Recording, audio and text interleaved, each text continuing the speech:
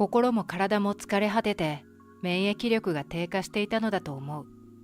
俺は珍しく風邪をひいてしまった。すぐに病院に行かないと。休みをもらうために会社に電話した。すると意地悪上司が出て、平社員のくせに有給なんか使うな。はってでも来い。この役立たず。そんなとんでもない暴言を吐かれてしまった。必死で粘ったけれどダメ。どうしても有給は取得させないという。とにかく出社しろというので、俺は仕方なく会社へ向かうことにした。俺の名前はトーマ、27歳。ゴムやビニール製品全般を取り扱う会社の営業部に勤めている。ゴムもビニールも用途が幅広い。だからうちで扱う製品の品揃えはかなり多い。入社したばかりの頃は素材や品物の種類を把握するだけでもすごく大変だった。俺は営業の仕事が好きだし、同僚たちとも気が合うから会社に行くのがとても楽しい。唯一の問題は反りが合わない大嫌いな上司がいること。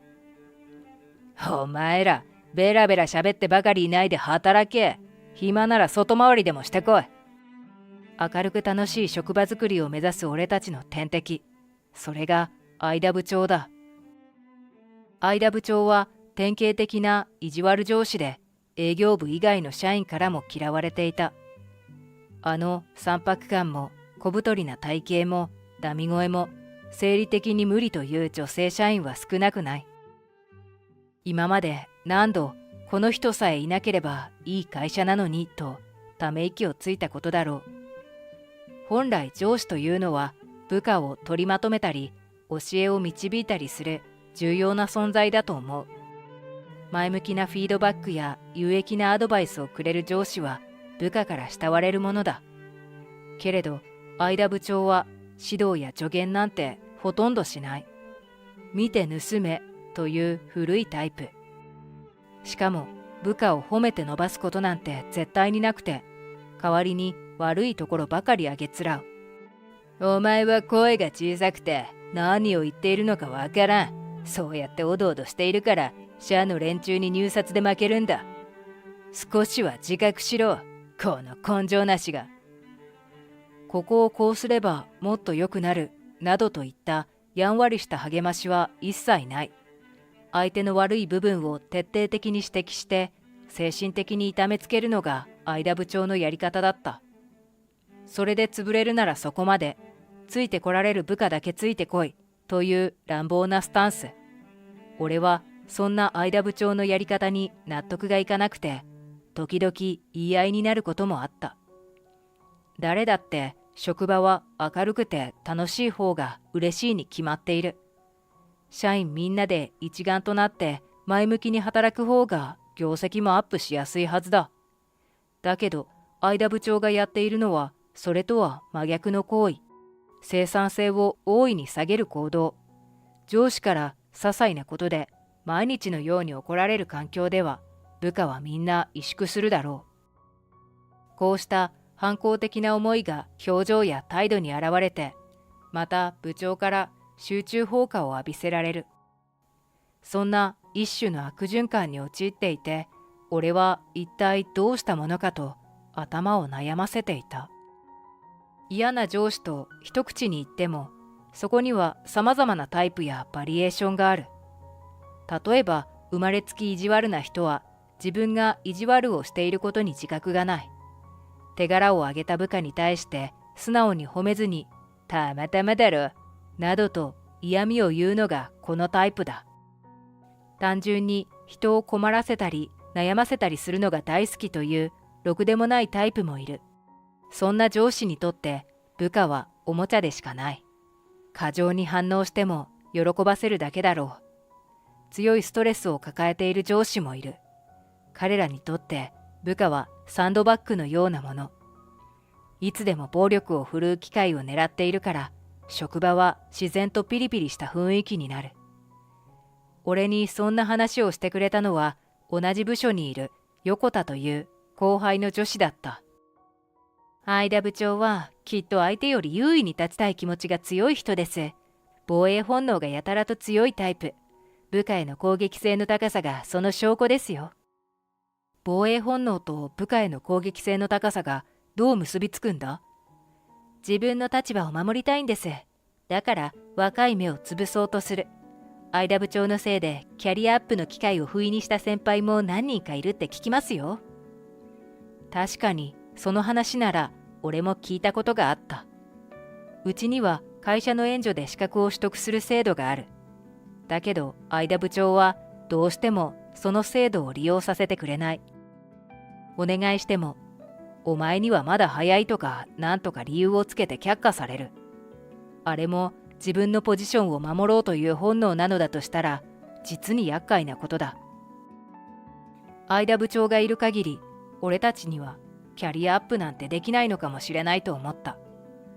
相田部長は嫌味もすごい。俺はあんなに口が悪い人を他に知らない。相手が少しでも弱みを見せたら徹底的にそこにつけ込む。言葉のナイフでめった刺し。俺も一度些細なミスを理由にやられたことがあった。おいおい、お前この程度のこともできないのか？不注意が過ぎるんじゃないのか？漫然と仕事をしているからこんなミスをするんだぞ、このバカ者が。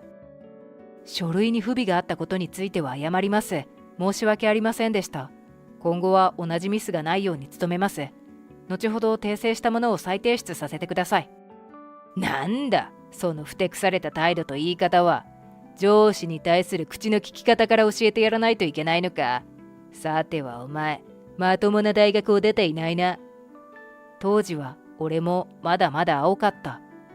だからつい反抗的な態度をとってしまうこともあった。もちろん相田部長は部下のそんな反応を見逃したりはしない。下手に反発してもより大きな声で吠えるための口実を与えるだけだった。そんな環境なものだから相田部長の存在を理由に会社を辞めていく人もかなりいた。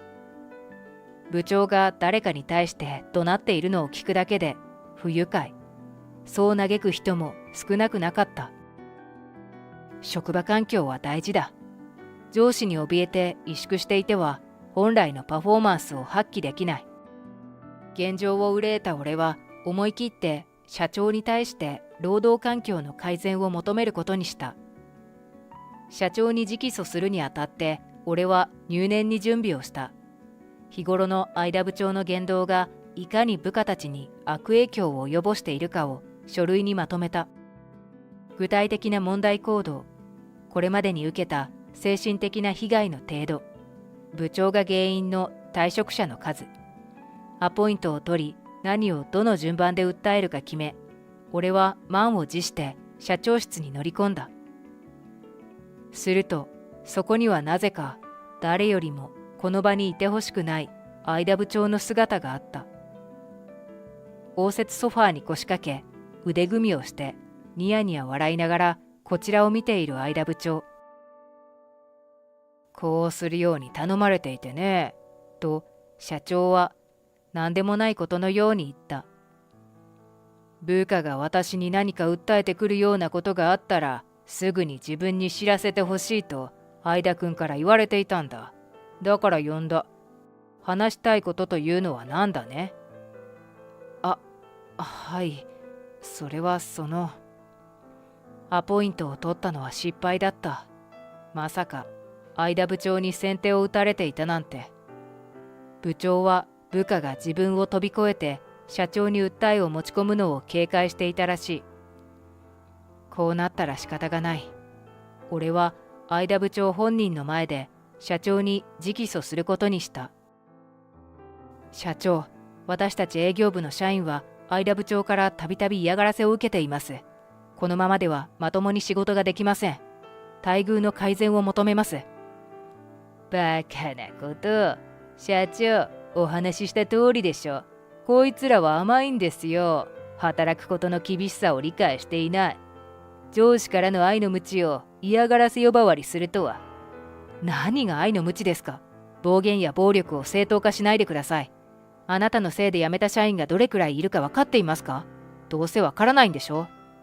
私のせいで辞めた社員。そんな社員は一人もいないはずだがな。退職願にはみんな一身上の都合と書いてあった。それが全てだ。違うか。結局、俺は言いたいことの半分も言えないまま社長室を去ることになった。例の書類は目の前で相田部長に破り捨てられた。その時の楽しそうな部長の顔。社長からは辛抱も仕事のうちだなどと言われたけれど、全く心に響かなかった。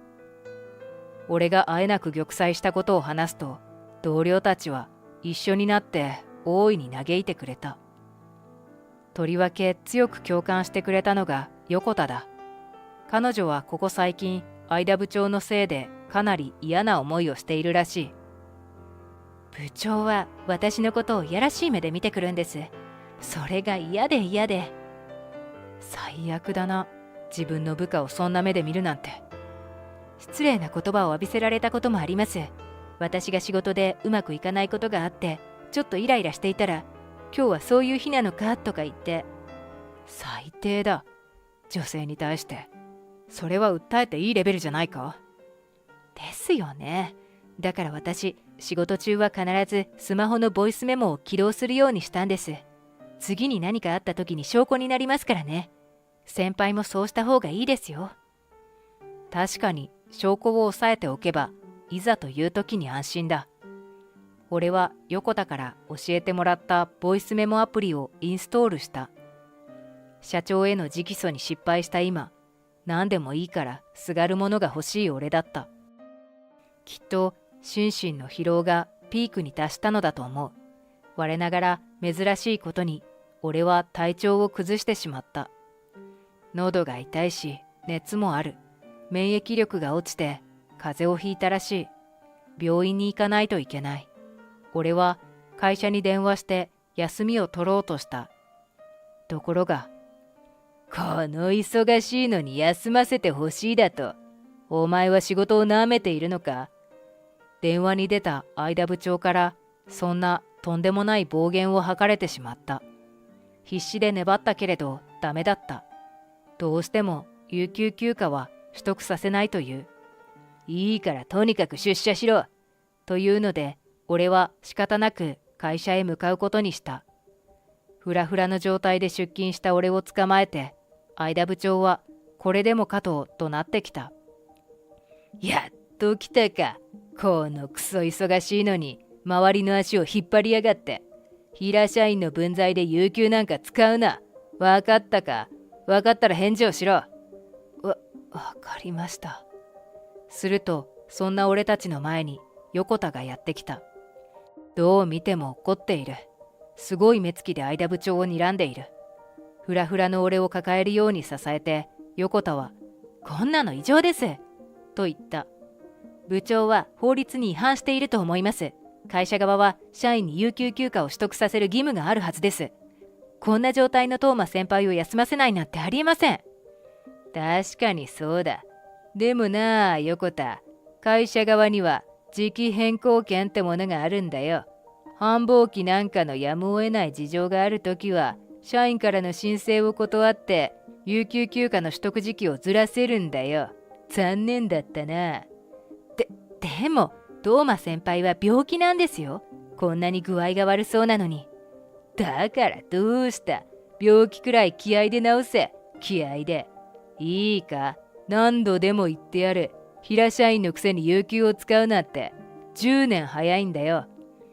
勝ち誇った様子で笑う相田部長。この一件で部長は俺たち部下全員を完全に敵に回した。こうなったら徹底抗戦だ。俺は命じられた通り有給を貯めまくった。限界ギリギリまで使わずに働き続けた。そして頃合いを見て労基に連絡した。部長から嫌がらせを受けて有給を消化させてもらえないとありのままを伝えた。結果は言うまでもない。部署内でもみ消せる規模の問題ではなくなり、相田部長は吊るし上げを食らった。相田君、君は部下が体調不良であることを知りながら、わざと有給を取らせずに働かせていたらしいな。一体どんな狙いがあってのことなんだ？それはこれもまた部下への愛の無知と言いますか。何が愛の無知だ。君の暴言の数々については、君の部下たちから証拠の音声付きで証言が上がってきているぞ。部長の立場を利用して、ろくでもない真似をしていたな。はい、申し訳ありませんでした。謝って済む問題か。老期から指導もあった。どう責任を取るつもりなんだ？社長からきつく叱られて小さくなる相田部長。今までに見たことがない、なんとも情けない姿だった。その後、俺は自由に有給休暇を取ることができるようになった。制裁はきつい叱責だけじゃない。横田たち他の営業部員も黙ってはいなかった。私たちも有給を取らせていただきます。相田部長、構いませんよね。待ってくれ。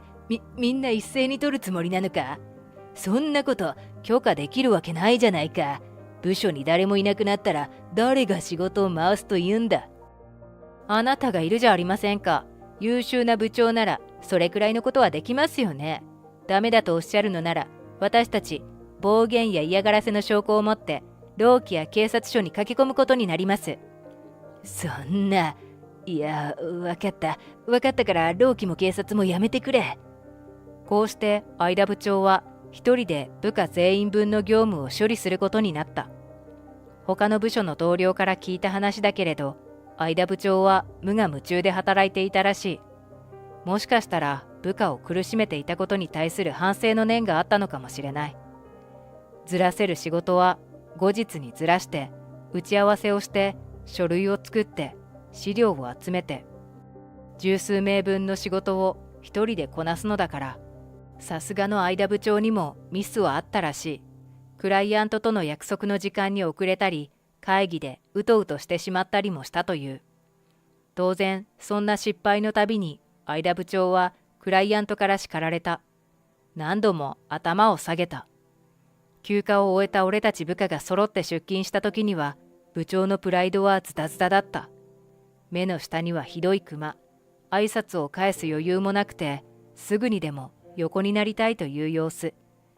その日、相田部長は午後から有給を取った。そしてそのまま戻ってこなかった。後日、相田部長は一身上の都合を理由に正式に退職した。送別会は開かれなかった。きっと相田部長も求めてはいなかっただろう。横暴な部長がいなくなった後、社長は会社の風紀を正すことを誓ってくれた。古い体質のままだった社内の環境を一新して、より働きやすい職場を目指すという。そのための旗振り役として抜擢されたのが俺と横田。しかも人事異動が行われた結果、俺は係長に昇進することになった。東間係長の責任は重大ですね。まだ相田部長の影響が残っているこの営業部を新しい姿に生まれ変わらせないといけないわけですから。横田たちの協力があれば何でもできるさ。一緒に頑張っていこう。はい、どうぞよろしくお願いします。俺はこれから横田と一緒に委員会を立ち上げるつもりでいる。社員のちょっとした悩みにも寄り添う、相談しやすい、何でも屋のような委員会だ。人間関係の悩みから仕事の悩みまで幅広く対応できるよう、各部署からも応援を募る。俺たちは会社という同じ船に乗り合わせたクルーだ。お互いに協力し合うのが当たり前。一人はみんなのために、みんなは一人のためにの精神で頑張っていこうと思う。